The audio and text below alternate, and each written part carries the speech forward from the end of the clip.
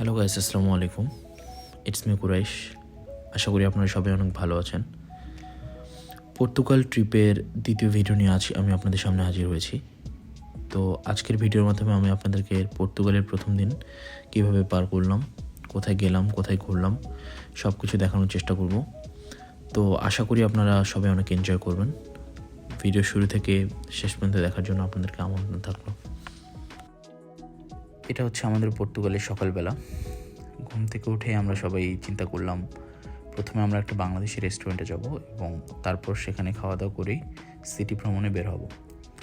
তো আপনারা যেমনটা দেখতে পাচ্ছেন অসম্ভব সুন্দর, যেভাবে এই বিল্ডিংগুলো সাজানো গোছানো এবং কালার গ্রেডিং, মানে সব কিছু আমি মনে করি যে অনেক সুন্দরভাবে অর্গানাইজড।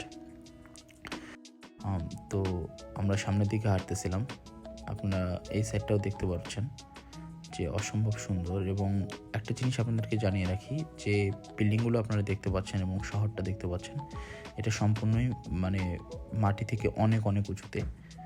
আমার মনে হয় 20-25 তলা উঁচুতে তো হবেই। রাস্তা মানে মারাত্মক লেভেলের ঢালু। আমি জানি না আসলে নিচ থেকে কিভাবে এত উপরে উঠে কেউ ডেলিভারি দেয়। ডেলিভারি ম্যানদের জন্য আসলে আমার অনেক খারাপ লাগছে।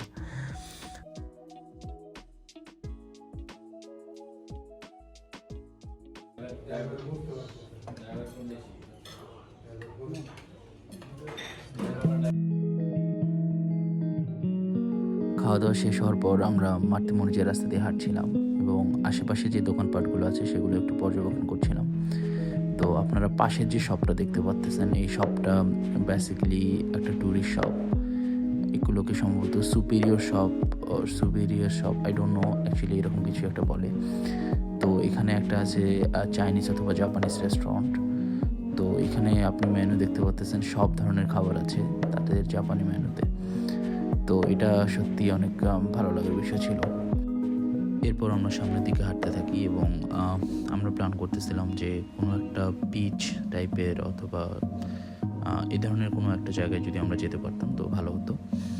তো আমরা সর্বশেষ ডিসিশন নিলাম, একটা জায়গা আছে, এটার নাম হচ্ছে প্রাকা ডো কমার্সিও ও এরকম একটা পর্তুগিজ নাম, অনেক কঠিন।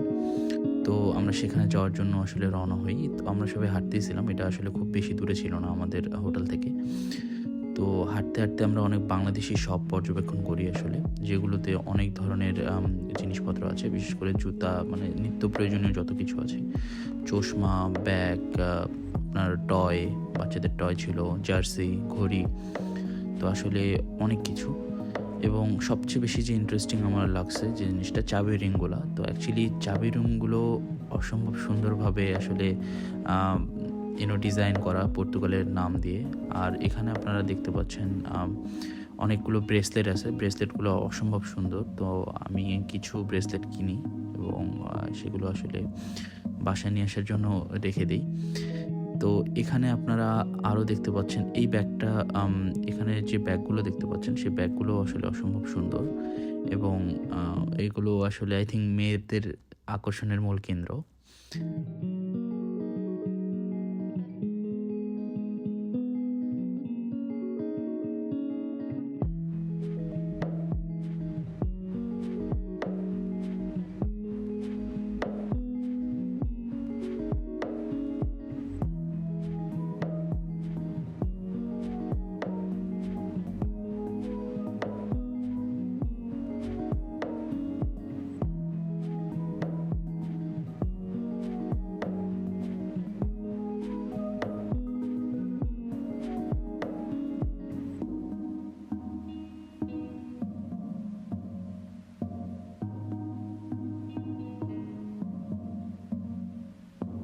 পর্তুগাল ট্রিপে এই জিনিসটা আমার কাছে সবচেয়ে বেশি পরিমাণে আকর্ষণীয় লেগেছে।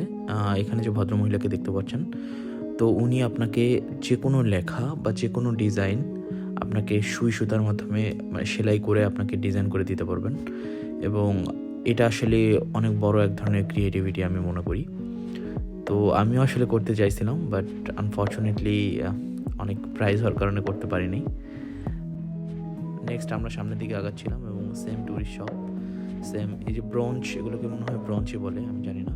তো এগুলো খুবই সুন্দর এবং এগুলো সাধারণত ফ্রিজ বা আপনার টিভি এগুলোর উপরে লাগালে অনেক সুন্দর লাগে দেখতে। তারপর আমরা অলমোস্ট পৌঁছে গেলাম ব্রাকাডো কমার্সের সামনে। তো আমরা হাঁটছি এবং তার সাথে সাথে একটা জিনিস আপনাদেরকে না বললেই নয়, আপনারা যে ভদ্রমহিলাকে দেখতে পাচ্ছেন এখানে, তিনি আসলে অন্ধ, কিন্তু তিনি যেভাবে বাজাচ্ছেন আসলে সেটা অসম্ভব, আমি আসলে শ্রুতিমধুর এবং অসম্ভব রকম সুন্দর।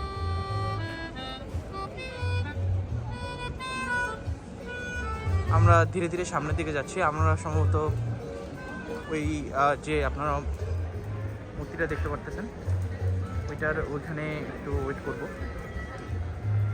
তো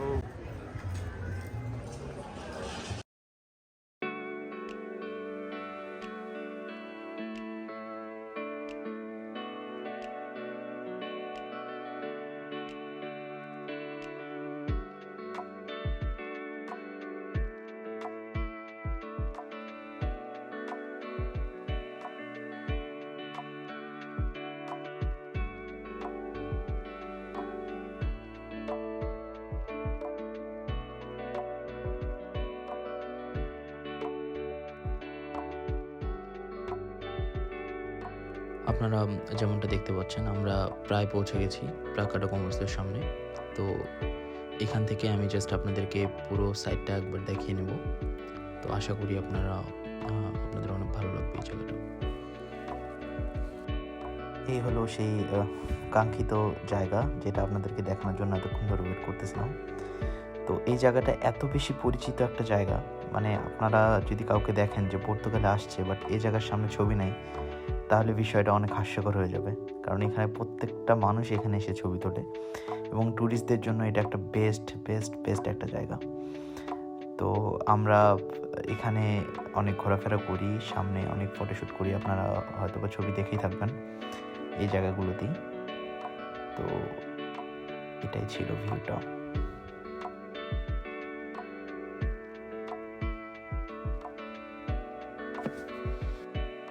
তো এই ছিল আমার ভ্লগ। আশা করি আপনারা এনজয় করেছেন। ভালো লাগলে অবশ্যই লাইক কমেন্ট করবেন। ধন্যবাদ।